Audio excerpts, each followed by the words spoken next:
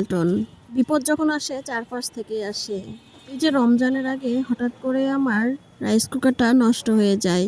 তো মামি আমি এলে চলে এসেছি ওয়ালটন শোরুমে। এখানে আমি রাইস কুকার কিনবো। তো প্রথমে অনেকগুলো রাইস কুকার দেখছিলাম, তেমন কিছু পছন্দ হচ্ছিল না। পরে আবার ভীষণ অন্যান্য শোরুম দেখলাম, কিন্তু দেখলাম একই অবস্থা। তো ওই ঘুরে ফিরে ওয়ালটনে এসে রাইস কুকার পছন্দ করলাম। অবশেষে আমরা আমাদের পছন্দ মতো রাইস কুকারটি নিয়ে নিলাম।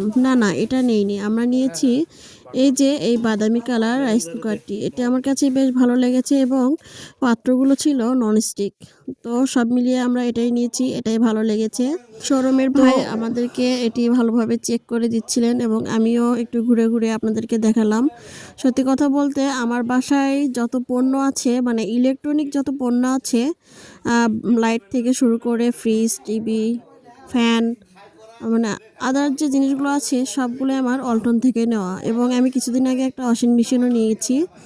তো যাই হোক, আবারও কিছু জিনিস পছন্দ করে রেখে গেলাম খুব তাড়াতাড়ি, এগুলো আমার সংসারে নিয়ে যাব।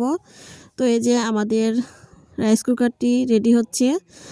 উনি এটা চেক করলেন, এরপরে যে সুন্দর করে আমাদেরকে প্যাকেটিং করে দিয়েছেন। এরপর আমরা বিল দিয়ে আমাদের পছন্দের রাইস কুকারটি নিয়ে এই ছোট্ট মুহূর্তটা আপনাদের সাথে শেয়ার করলাম। কেমন লাগলো জানাবেন।